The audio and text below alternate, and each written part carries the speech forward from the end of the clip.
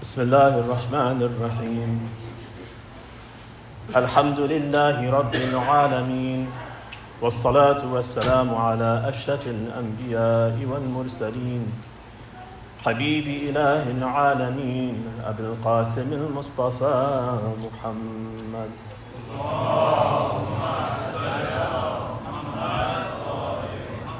وعلى أهل بيته الطيبين الطاهرين الذين أذهب الله عنهم الرجس وطهرهم تطهيرا. اللهم صل أما بعد. I want to begin by expressing my gratitude to your community.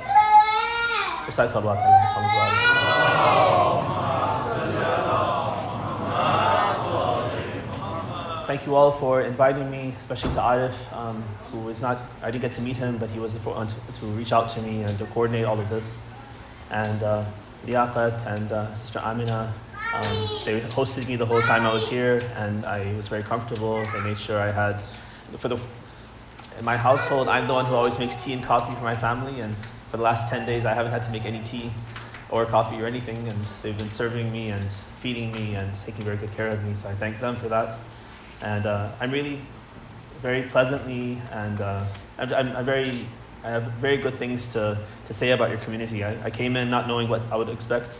Like I mentioned, people said, is there a community in Cincinnati? There's Shia there. And I said, I don't know, I'm going. They've invited me, and I'm very happy to see such a vibrant community. There's so much goodwill amongst you.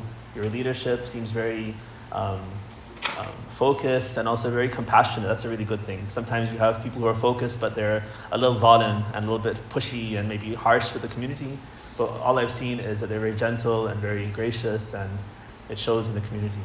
So please support your leaders and help them, and maintain your facility in this beautiful way that you've maintained it. And be good volunteers, and then appreciate the people who are volunteering. At least praise them, at least thank them if you can't be one of them. At least support them so they can maintain this place and the activities in this way. For yourselves and for the continuation of this organization, and inshallah the flourishing of Tashayyu in Cincinnati, recite salawat ala Muhammad wa ali Muhammad.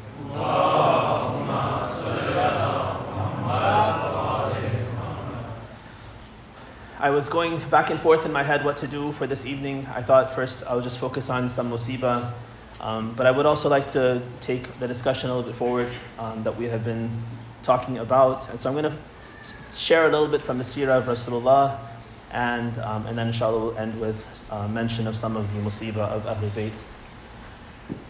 For these 10 nights we've been together, we've been talking about the seerah of the Prophet, that this was the mission that Imam Hussein set out for, to revive it, to live by it. And we have been trying to understand some of the challenges that lie in the path of someone who wants to know and then follow the seerah of Rasulullah. In the story of Karbala, there's a special place for the adhan of Ali al-Akbar. He gives the adhan, especially at Fajr time. That's one that we usually talk about. It seems like this was a commonplace thing, and because he was so similar to Rasulullah in his appearance and his behavior and in his voice, this adhan of Ali Akbar had a very special place for Ahlul Bayt and for the companions of the Imam. And so I thought I'll focus the talk a little bit about this adhan of Ali Akbar and the origin of the adhan. The story that we're told in the seerah literature about the origin of the adhan is another one of these questionable and problematic moments. In the seerah of Ibn Hisham, Sirat al-Nabawiyah, he tells us that the community in Medina, once the Prophet had done hijrah, they were struggling around this concept of jama'ah prayer and how to call people. Is it okay to turn on the lights just for a little bit, and then we can turn it down towards the end? I think it will be a little easier to conduct it. So in the early days, we're told that In Mecca, there was no Jama'ah prayer, at least not very organized. And if there was, it was small and disjointed. You couldn't say the adhan in the Meccan period and make such a public proclamation for prayer. So when they came to Medina, that's when Jama'ah prayer became something very important, and calling people, especially to a centralized prayer. So once the Prophet emigrates and once the Masjid Nabawi is built, then they have to call people to the prayer. And so the story that Sirat Nabawiyah tells us is that there was some discussion, the Prophet's debating, thinking, how should we call people to the prayer? And somebody suggests, he says that, the Jews, they use a horn. And so maybe we can use a horn like the Jews do and call people to prayer with a horn. And then somebody else says, no, not a horn, how about a bell like the Christians? And so there's a discussion according to this narration. And it seems like it takes a couple of days, and then one day, one of the companions, he's an Ansari, he comes, his name is Abdullah ibn Zayd. So Abdullah ibn Zayd comes and he says that I saw a dream. And in that dream, I heard this adhan. And he tells the words of the adhan that he heard and the voice, and he suggests this to the Prophet, and the Prophet recognizes, he says, this is a true dream that you've seen, this is inspiration from Allah, and this is a very good idea. So he scratches the other ideas, and then from that point on, he takes the adhan. He says, Abdullah ibn Zayd, why don't you teach Bilal, because he has a voice, a good voice. So teach Bilal this adhan that you've seen in your dream, and this will be the way we call people to prayer. A second narration that Ibn Hisham includes, he says that, part of the same transmission, he says that once Abdullah bin Zayd discloses this, Bilal starts giving the adhan based on his instruction, then Umar, he hears this, Umar al-Khattab, he hears this adhan, he said, I saw a dream with the same thing. I also saw the same dream, and this is the same adhan that I also heard. And then a second narration that Ibn Hisham includes says that Umar was charged, once they decided that it should be a bell, Umar was charged with coming up with the materials. The narration says that he came up with 2 pieces of wood. So it was a wooden bell, apparently they were thinking of building, according to the story. So 2 planks of wood, 2 pieces of lumber that they were going to somehow carve the bell out of. I'm not sure what kind of a bell would be made out of wood. And in the meantime, while he's doing this, then Umar sees this vision. And then he scratches that plan, tells the Prophet that I've heard this adhan in my vision. And then the Prophet says, okay, let's scratch the bell, and we'll go with this adhan with the voice.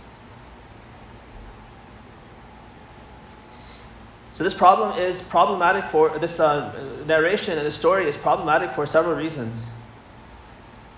This adhan is an act of ibadah.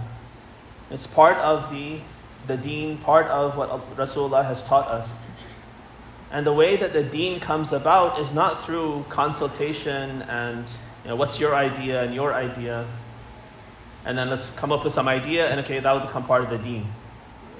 There's a place for consultation in deciding the affairs. If we want to decide what color carpet, how should we manage things, what rules should we have, great. Let's consult with one another, come to some decision as a mutual decision, and then we go with that. There's a place for that. But to say, no, this is part of the deen now. Right? No food and drink in the masjid, this is part of it's haram in the deen to bring food into the masjid. It's not haram in the deen, but you have agreed that this is a rule that we're going to use to maintain this place in a good way, so we've decided as a group not to have food and drink. It's not haram, but it goes against the consensus and the rules of this establishment. There's a difference between halal and haram, which is part of the deen, and rules and consultation that we come up with as individuals, as groups. The other problem is that now apparently Abdullah ibn Zayd is receiving revelation from God. Rasulullah had, according to the story, had no idea. He was at a loss. He was trying to figure out what to do, copying from these people and those people. And now Abdullah ibn Zayd and Umar ibn Khattab are receiving revelation from Allah to inspire them and teach them about the deen. And they have to come and tell Rasulullah, this is what we've been taught in our dreams. Revelation is not something so easy like that anyone can be shown a dream and now you become a prophet and Allah speaks to you instead of speaking to Rasulullah.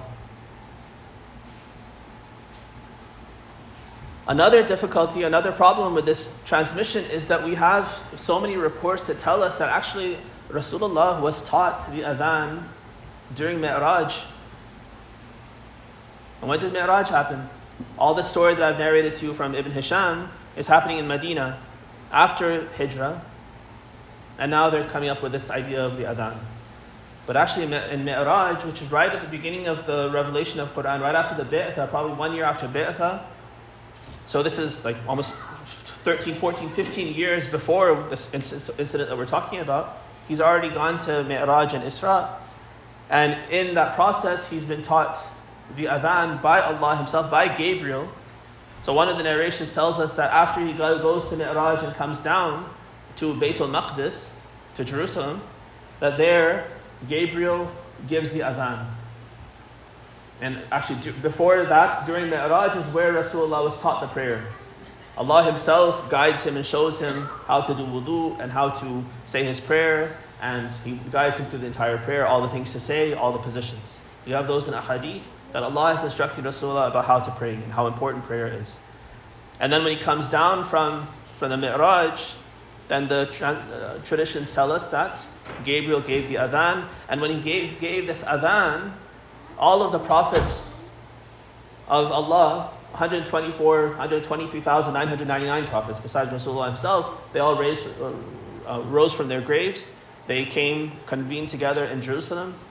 And then when Gabriel gives the iqamah, Rasulullah thinks that, okay, Gabriel's going to lead the prayer, and he gets ready to follow behind. Gabriel says, no, you lead.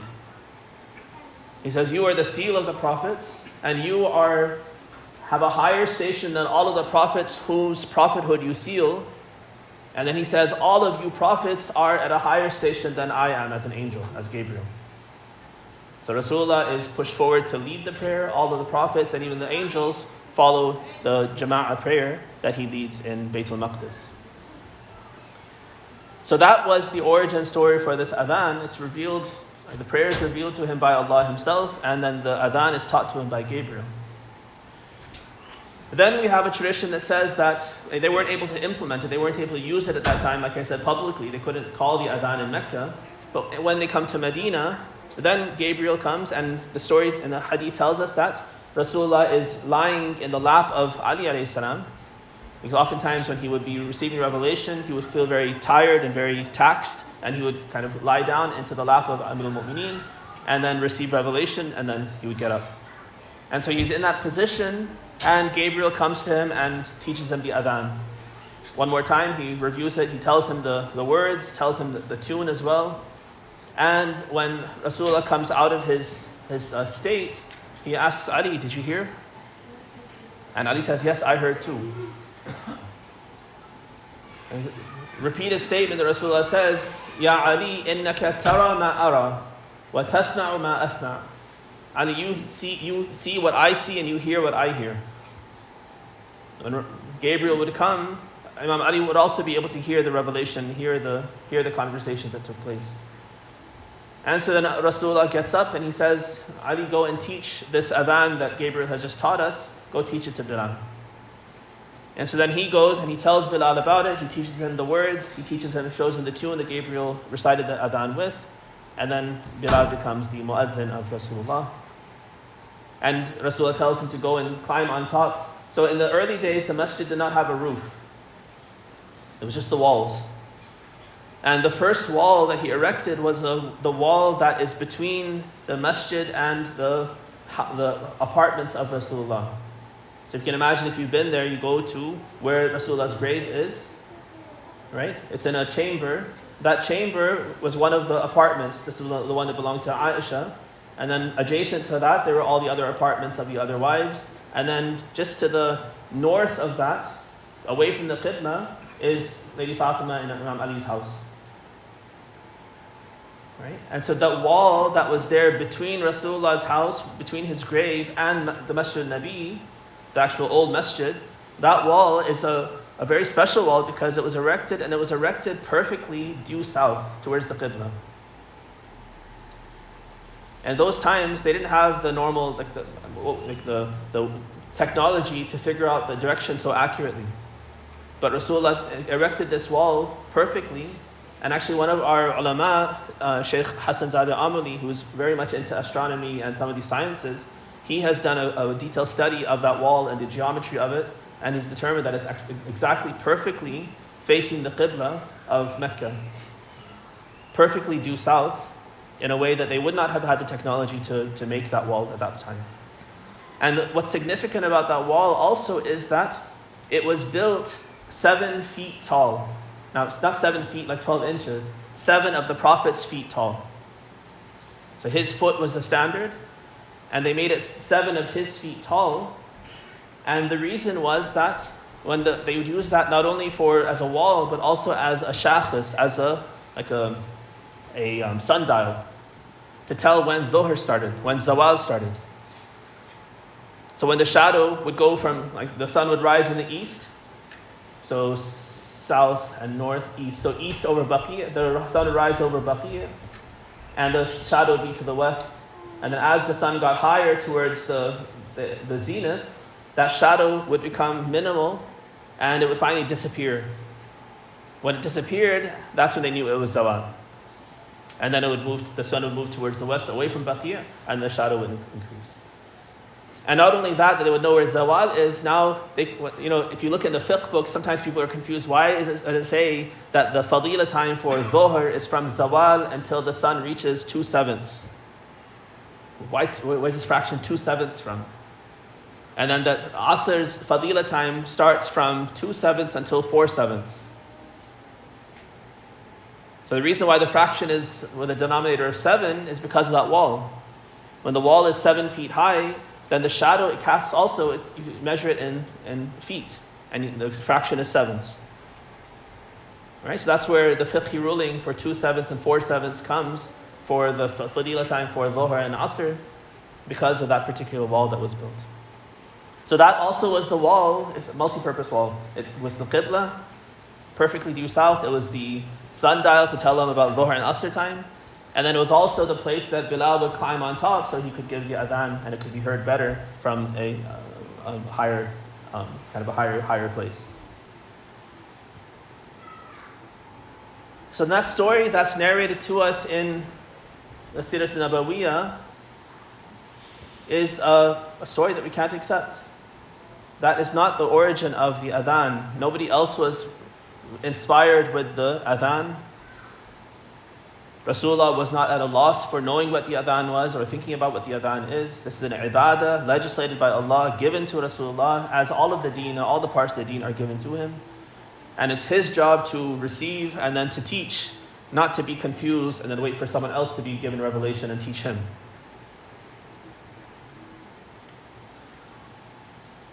This adhan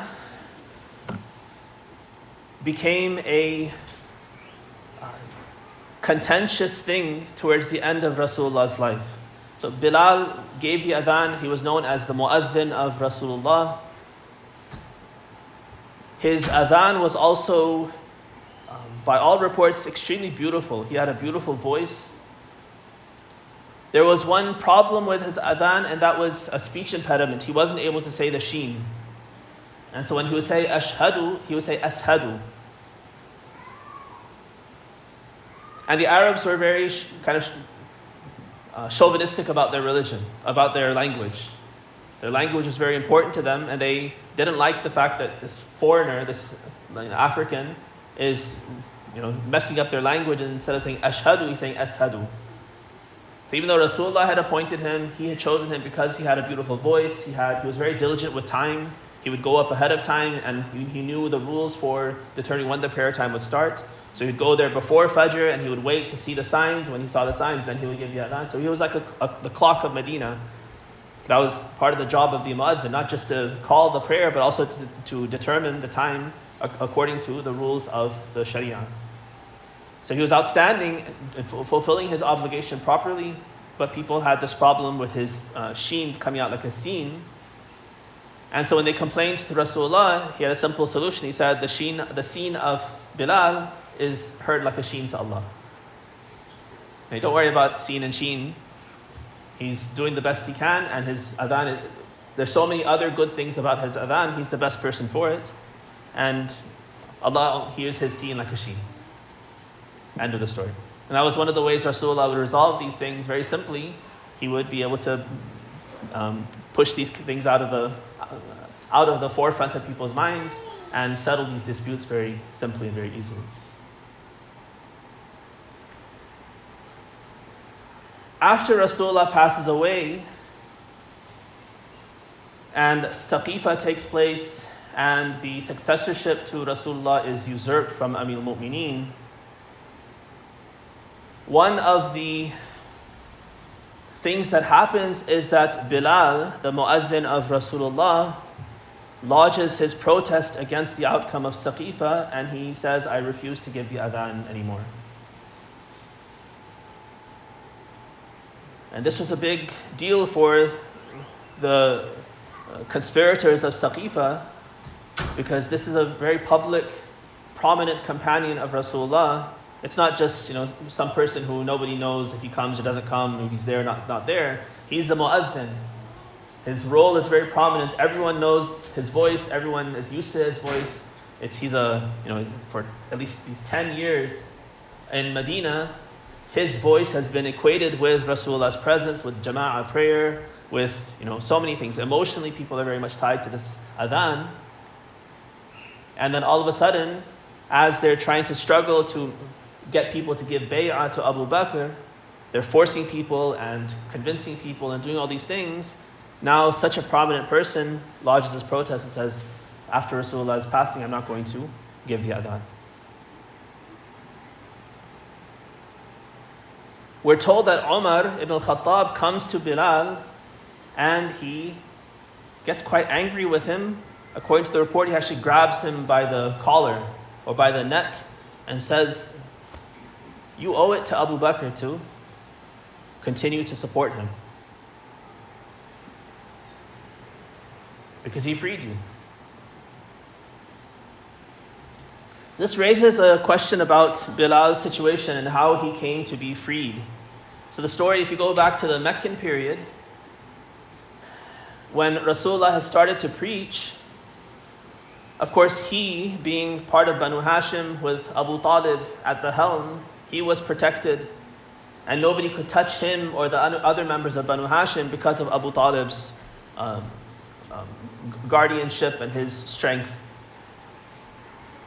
But this protection didn't extend, and Rasulullah couldn't extend it to other people from other tribes or these kind of second-class citizens, the slaves and the poor people who were not attached to Banu Hashim.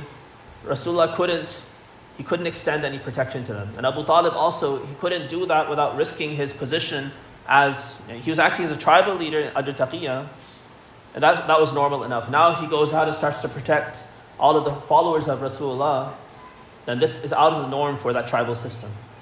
And they would start to say that, oh, so now it seems like you're also a believer and you're also supporting all the Muslims, not just your nephew.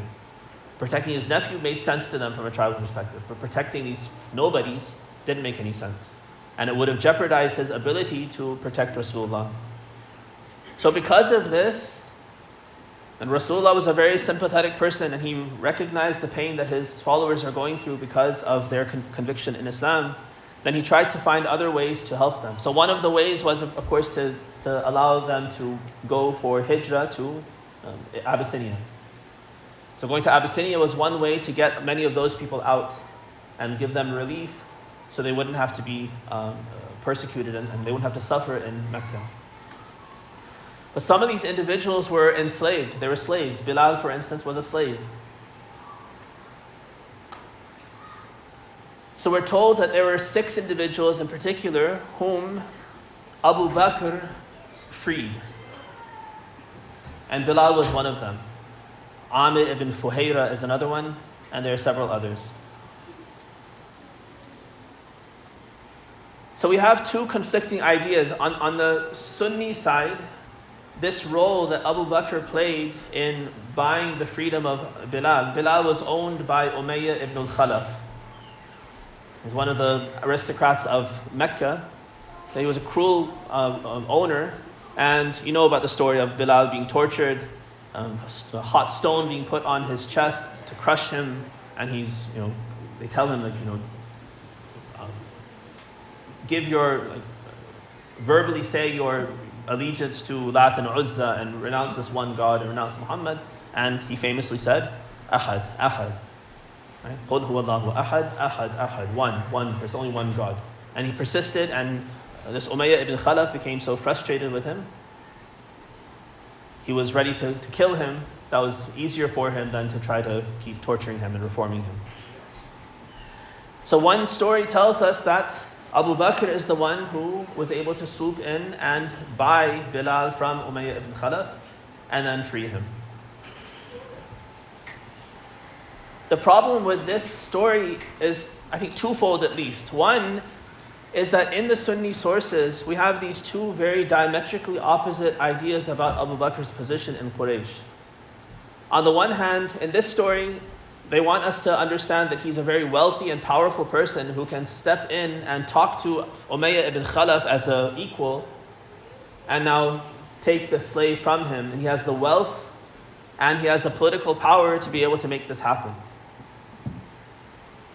On the other hand, in Sunni sources also, in historical sources, we have this idea that no, actually, Abu Bakr was part of a clan called Taym. So Quraysh is the umbrella, and Hashim and Makhzum and Umayyah, all these are the major kind of aristocratic and high-level clans within Quraysh. One of the very low-class clans of Quraysh is the clan of Taym.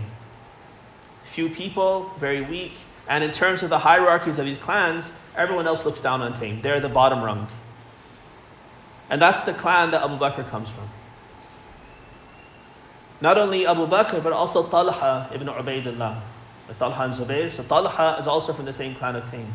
So these two individuals in particular, they were bullied quite a bit by the Quraysh. So the same sources that say, he was wealthy and powerful and he's able to free Bilal, also tell us that he was also mazloom and bullied and beaten. And at one point, he was even tied together, bound together with Talha. The two were bound together to torture them and to bully them. And so the two of them became known as Al-Qarinan, the two partners, two people who are tied together. That was their nickname going forward. Talha and Abu Bakr were known as Al-Qarinan, the two who were tied together, as a kind of badge of honor for being bullied by the other tribes back in the Meccan period. So you can't have it both ways. Either he's a very wealthy, prominent, and powerful person, or he's someone who's at the bottom of the ladder and he's a kind of a nobody in terms of the social hierarchy, and that's why he was able to be suppressed in this way. On the Shi'i side, most of our Shi'i ulama, they reject this story altogether and say there's no way Abu Bakr had no role to play in Bilal's freedom, because everyone agrees that Bilal is Mawla Rasulullah. So Mawla is a freed slave.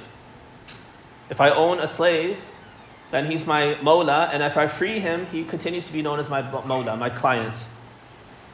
So in that day, slavery, you have to kind of think of a different kind of slavery. You strip your mind of slavery in America. The slavery of Mecca was not like the slavery of America.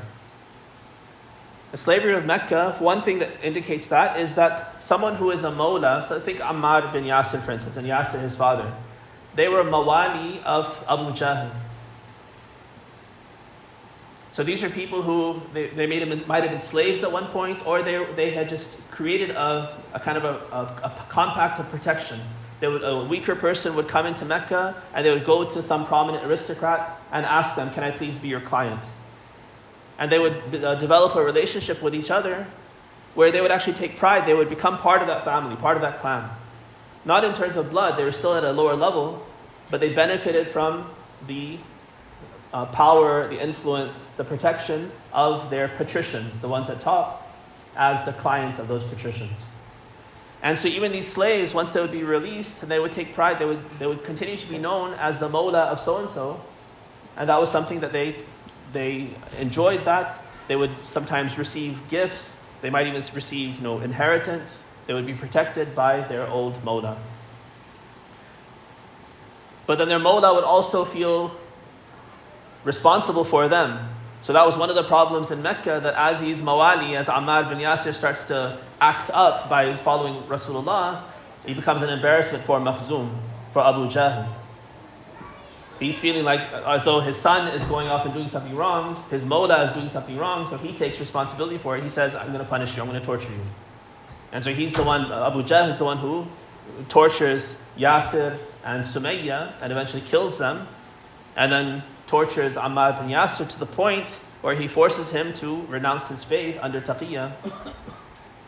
And then Ammar feels very bad. He apologizes to Rasulullah. Rasulullah says, if they torture you again like this, then you renounce your faith again like this. As long as you're renouncing it on your tongue, but the faith is strong in your heart, there's no problem. Do it as much as you need to. But that was the relationship between the patrician and the Mawla. So Bilal is known as Mawla Rasulullah, which means he was a slave of Rasulullah, and then Rasulullah freed him. He's not the Mawla of Abu Bakr. That's known across the board.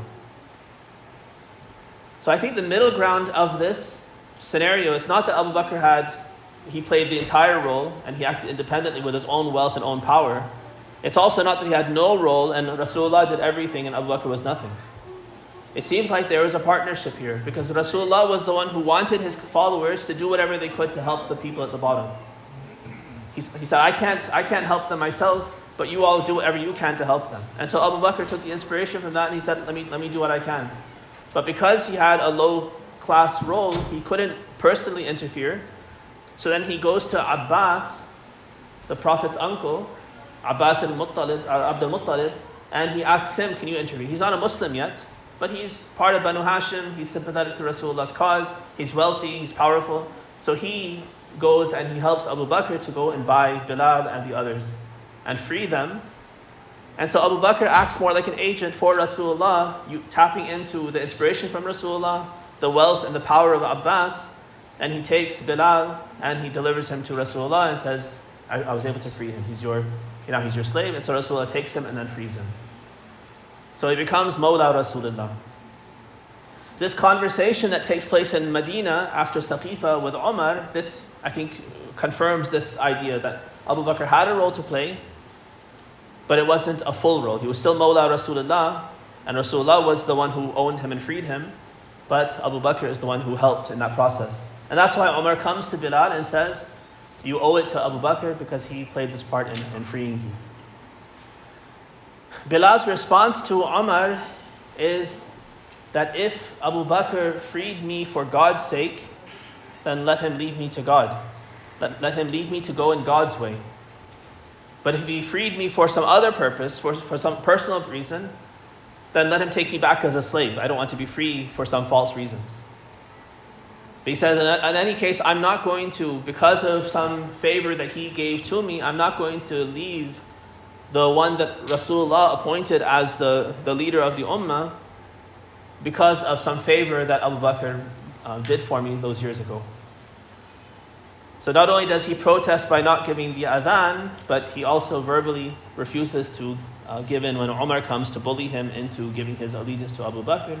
And he recognizes what Abu Bakr did for him, but at the same time says that doesn't mean that I now leave the truth and show loyalty to him. He did it for God's sake, I'm also going to follow the truth for God's sake. If he didn't do it for God's sake, then my whole buying and the freedom was a farce, and I should still be his slave, and then he can force me to do whatever he wants me to do. Recite salawat ala Muhammad.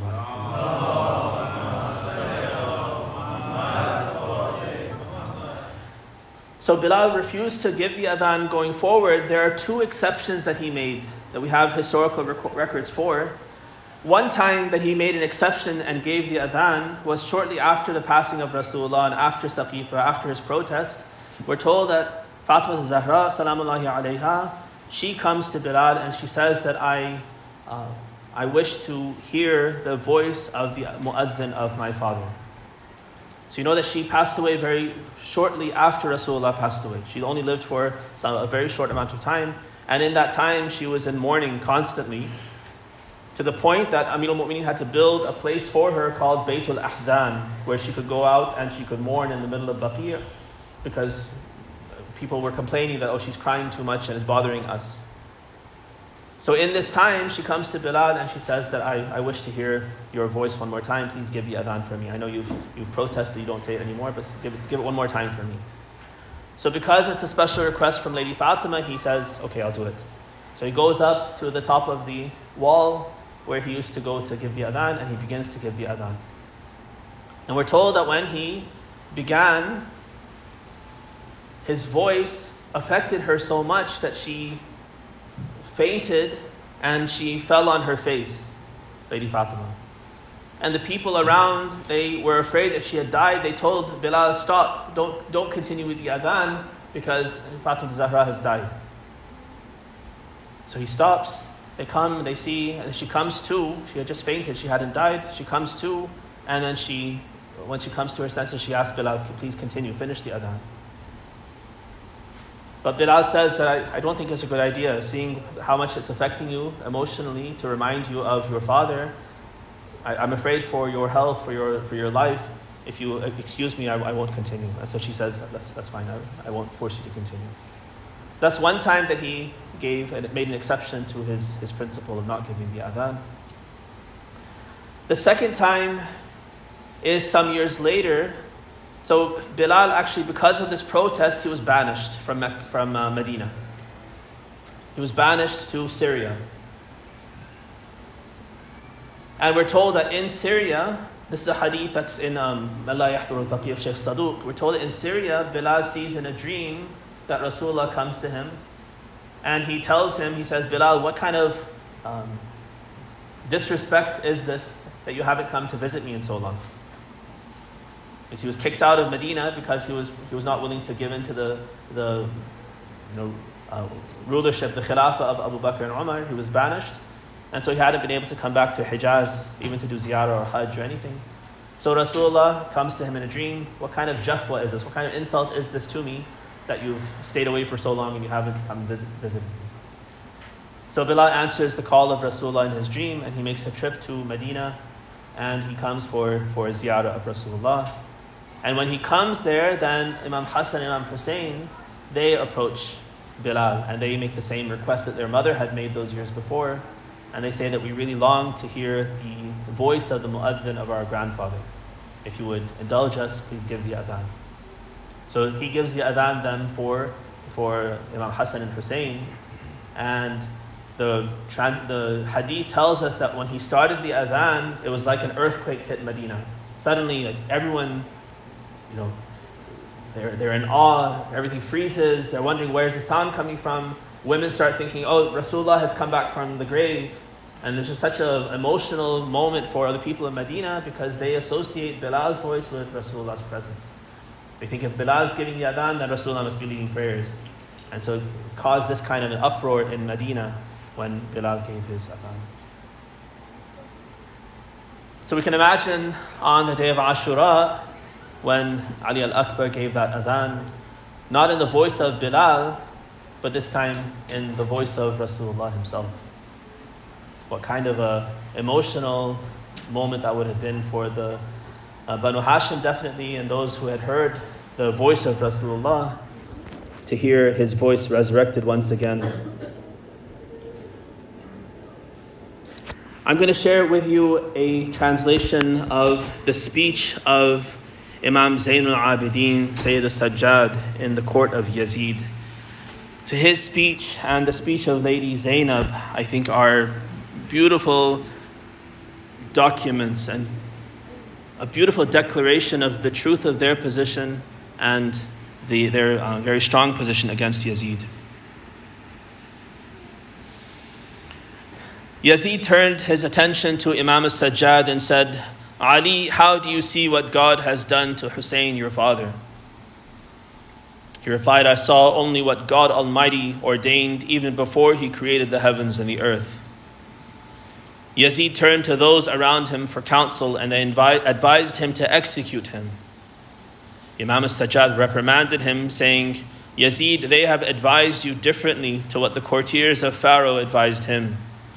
He asked them about Moses and Aaron, and they advised him to give him and his brother respite. At this, Yazid faltered.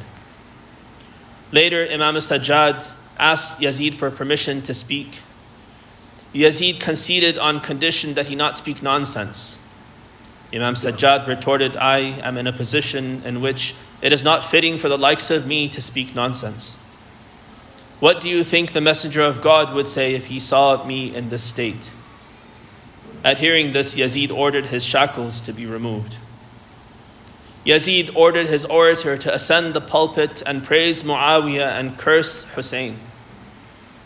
He cursed Ali and Hussein profusely until Imam Sajjad chided him, saying, You have bought the approval of creatures at the expense of angering the Creator. Ready yourself for your place in the fire. He says, Do you proclaim his censure from atop a pulpit whose timbers were erected for you only by the grace of his sword?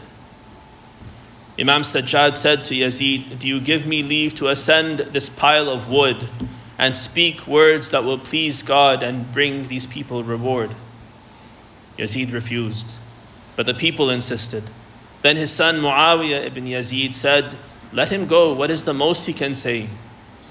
Yazid chided him, saying, These people are heirs to knowledge and eloquence. When the people insisted, he conceded. Imam Sajjad delivered the following sermon. Praise is for God, for whom there is no beginning, the eternal for whom there is no end, the first for whom there is no first, and the last for whom there is no last, the one who will remain after creation's end. He ordained the night and the day, and in their midst he apportioned provisions. Blessed is God, the omniscient sovereign. O people, we have been given 6 things, and we have been honored with 7. We have been given knowledge, forbearance, generosity, eloquence, courage, and people's love. We have been honored with the Prophet, the confirmer Ali, Ja'far al-Tayyar, the Lion of God and his messenger Hamza, and the 2 grandsons Hassan and Hussein. O people, whoever knows me, knows me. If any do not know me, I shall inform them of my lineage. O people, I am the son of Mecca and Mina. I am the son of Zamzam and Safa. I am the son of him who carried the black stone by the corners of his cloak. I am the son of the best one to have ever donned the ihram or performed the sa'i or tawaf or the hajj. I am the son of him who was carried by the buraq, whom Gabriel conveyed to the lot tree of high, who was from his Lord a bow length away or less. I am the son of him who prayed with the angels of heaven. I am the son of him upon whom the Almighty revealed his revelation. I am the son of him who fought for the messenger at Badr and Hunayn, who never rejected God even for an instant. I am the son of the righteous believer, the heir of the prophets, the leader of the Muslims, the guiding light of the warriors, the one who fought the defaulters, the transgressors, and the iniquitous. He is the father of the 2 grandsons, Al-Hassan and Hussein, Ali ibn Abi Talib. I am the son of Fatima al-Zahra, the mistress of all women. I am the son of Khadija the Great. I am the son of him who lies drenched in his blood. I am the son of him who was slaughtered at Karbala. I am the son of him for whom even the jinn now weep, and for whom the birds in the sky lament. When Imam Sajjad said this, there was an uproar of lamentation from the people. Yazid feared a mutiny. To distract the people, he ordered his mu'adhin to give the adhan as time for prayer was approaching. When he said, Allahu Akbar, Allahu Akbar, Imam Sajjad replied, God is greater, more majestic, loftier, and nobler than all that I fear and avoid. When the mu'adhin said, Ashhadu an la ilaha illallah, Imam Sajjad replied, Yes, I too attest alongside every Muslim that there is no God beside him and no Lord beside him. When the mu'adhin said, Ashhadu anna Muhammadan Rasulullah, Imam Sajjad turned to him and told him, I beg you by the right of Muhammad upon you to remain silent a moment so I may address this man. Then turning to Yazid, he asked, This noble and honorable messenger, is he your grandfather or mine? If you claim he is yours, then all who are present will know you are a liar. And if you admit that he is mine, then I ask you, why did you wrongly and unjustly murder my father, plunder his belongings, and take his women prisoner? Woe on you on the day of resurrection, when my grandfather will be your adversary. Salawat ala Muhammad wa ali Muhammad.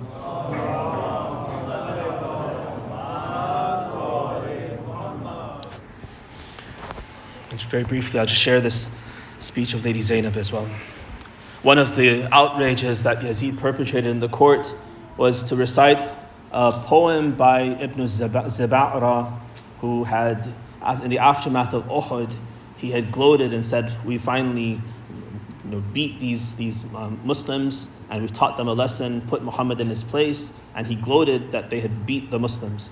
Yazid now takes that poem and he says it on his own behalf against Rasulullah and against Hussein. ليت أشياخي ببدر شهدوا جزع الخزرج من وقع الأسل لأهلوا واستهلوا فرحا ثم قالوا يا يزيد لا تشل قد قتلنا القرن من أشياخهم وعدلناه ببدر فاعتدل لعبت هاشم بالملك فلا خبر جاء ولا وحي نزل لست من خندف إن لم أنتقم من بني أحمد ما كان فعل. When Lady Zainab heard Yazid quote the poetry of Ibn Zaba'ra, wishing his ancestors who died at Badr could witness his present victory over the Prophet's family, she spoke the following words. Praise is for God, Lord of all realms. May God shower his mercy on his messenger and on all of his family. God Almighty spoke the truth when he said, the end of those who do evil is that they repudiate God's signs, which they used to mock. O Yazid, do you think that by herding us around as captives are herded, that God thinks lightly of us and that he holds you in esteem, that you are great before him, and for this reason you flare your nostrils and sit in pomp and contentment because you see the world and all your affairs coming together for you? Tread easily, tread easily. Have you forgotten what God said? Let those who reject God not surmise that our respite to them is good for them. We give them respite only for them to increase and sin, and for them there is a degrading punishment. Is it just, O son of those graciously given amnesty by my grandfather, that you modestly conceal your free women and slaves alike, and that you herd the daughters of the messenger of God as captives? You have ripped off their coverings, you have exposed their faces. God's enemies drive them from city to city, and people at every watering hole and corral gaze upon them. People caress their faces who are related and unrelated, wretched and noble. No friend from their protectors is with them, and no guardian from their men. But how can restraint be expected from one whose tongue has tasted the liver of the pure, whose flesh has grown off the blood of martyrs? And how can you be expected to hold back who looks upon us with a grudge, who says shamelessly they would shout in glee and they would say, "Oh Yazid, may you never fail." You say this while knocking on the incisors of Abu Abdullah, the master of the youth of paradise. You shall soon go where your forefathers have gone, and will wish that you had failed, and that you had been dumb, so that you could not have done what you did, or said what you said. O God, grant us what is our due. Take revenge for us from those who have wronged us, and release your anger upon those who spilled our blood and killed our protectors. ألا لعنة الله على القوم الظالمين وسيعلم الذين ظلموا أي منقلب ينقلبون. صلوات محمد وآله.